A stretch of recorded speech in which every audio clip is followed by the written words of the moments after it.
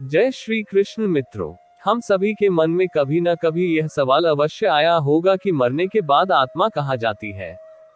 इस सवाल का जवाब हमारे पुराणों में विस्तार से दिया हुआ है। तो आइए जानते हैं। वेद, स्मृति और पुराणों अनुसार आत्मा की गति और उसके किसी लोक में पहुंचना का वर्णन अलग अलग मिलता है। हम पौराणिक मत को जानेंगे, लेकिन पहले संक्षिप्त में वैदिक मत भी जान लें, जो कि गति के संदर्भ में है। वैदिक ग्रंथ के अनुसार आत्मा 5 तरह के कोश में रहती है। अन्नमय, प्राणमय, मनोमय, विज्ञानमय और आनंदमय। इन्हीं कोशों में रहकर आत्मा जब शरीर छोड़ती है तो मुख्य तौर पर उसकी 3 तरह की गतियां होती हैं। 1. ऊर्ध्व गति, 2. स्थिर गति और 3. अधोगति। इसे ही अगति और गति में विभाजित किया गया है। ऊर्ध्व गति, इस गति के अंतर्गत व्यक्ति ऊपर के लोक की यात्रा करता है। ऐसा वही व्यक्ति कर सकता है जिसने जागृत, स्वप्न और सुषुप्ति में खुद को साक्षी भाव में रखा है या निरंतर भगवान की भक्ति की है।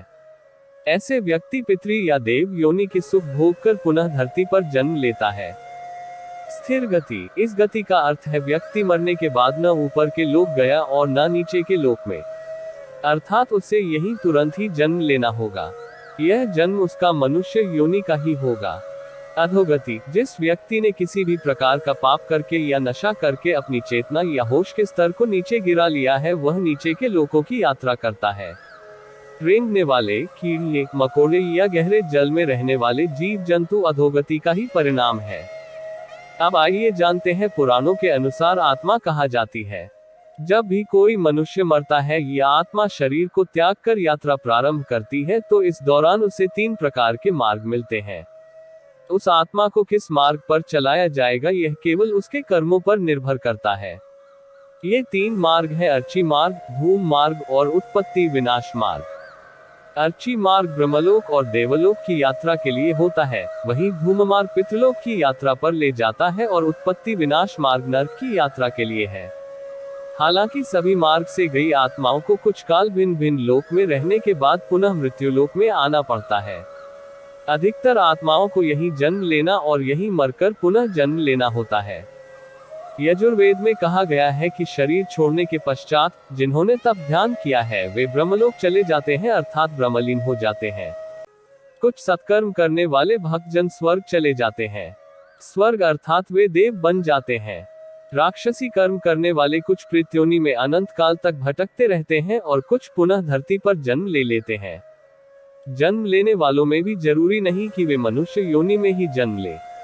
इससे पूर्व ये सभी पितृलोक में रहते हैं, वहीं उनका न्याय होता है।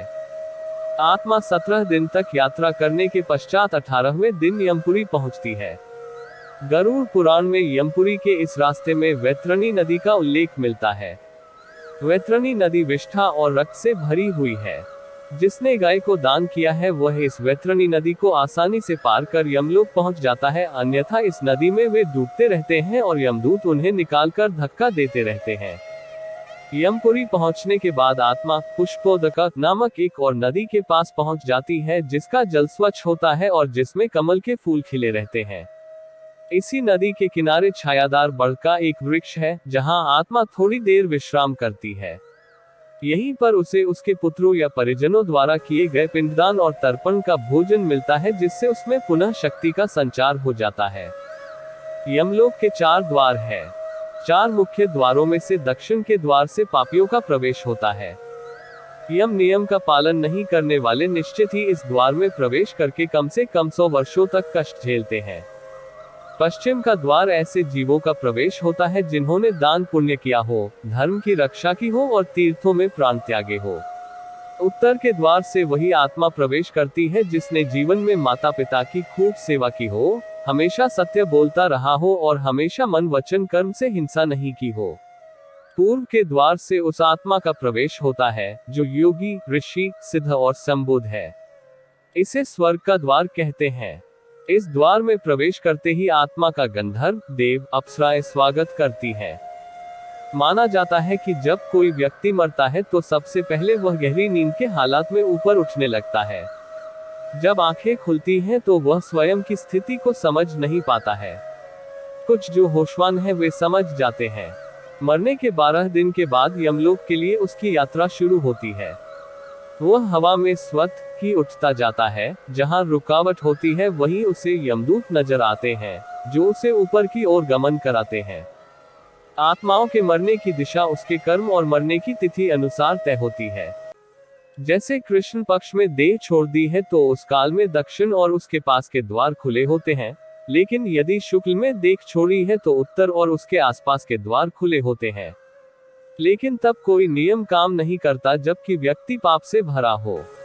शुक्ल में मरकर भी वह दक्षिण दिशा में गमन करता है। इसके अलावा उत्तरायण और दक्षिणायन सबसे ज्यादा महत्व होता है। उत्तरायण में मरने वाले 4 द्वारों, 7 तोरणों तथा पुष्पोदका, वैवस्वती आदि सूर्य नदियों से पूर्ण अपनी पुरी में पूर्व, पश्चिम तथा उत्तर के द्वार से प्रविष्ट होने वाले पुण्यात्मा को भगवान विष्णु के दर्शन होते हैं, जो शंख, चक्र, गदा, पद्मधारी, चतुर्भुज, नीलाभ रूप में अपने महाप्रासाद में रत्नासन पर दर्शन देते हैं। ऐसी शुभ आत्मा स्वर्ग का अनुभव करती है और उसे शांति व स्थिरता मिलती है। स्वर्ग में रहने के पश्चात वह किसी अच्छे समय में पुनः अच्छे कुल और स्थान में जन्म लेती है। दक्षिणायन में मरने वाले जो लोग पापी और अधर्मी हैं, जिन्होंने जीवन भर शराब, मांस और स्त्रीगमन के अलावा कुछ नहीं किया, जिन्होंने धर्म का अपमान किया और जिन्होंने कभी भी धर्म के लिए पुण्य का कोई कार्य नहीं किया, वे मरने के बाद स्वतः ही दक्षिण दिशा की ओर खींच लिए जाते हैं। ऐसे पापियों को सबसे पहले तप्त लोहद्वार तथा पोए, शोणित एवं क्रूर पशुओं से पूर्ण वैतरणी नदी पार करना होती है। नदी पार करने के बाद दक्षिण द्वार से भीतर आने पर वे अत्यंत विस्तीर्ण सरोवरों के समान नेत्र वाले, धूम्रवर्ण, प्रलय मेघ के समान गर्जन करने वाले, ज्वाला में रोमधारी, बड़े तीक्ष्ण प्रज्वलित दंतयुक्त, संडसी जैसे नखों वाले, चर्म वस्त्रधारी, कुटिल भरिकुटी भयंकरतम वेश में यमराज को देखते हैं। वहां घोरतर पशु तथा यमदूत उपस्थित मिलते हैं। यमराज हमसे सदा शुभ कर्म की आशा करते हैं, लेकिन जब कोई ऐसा नहीं कर पाता है तो भयानक दंड द्वारा जीव को शुद्ध करना ही इनके लोक का मुख्य कार्य है। ऐसी आत्माओं को यमराज नरक में भेज देते हैं। ऐसी ही ज्ञानवर्धक वीडियो देखने के लिए वीडियो को लाइक करके चैनल को सब्सक्राइब अवश्य करें। धन्यवाद।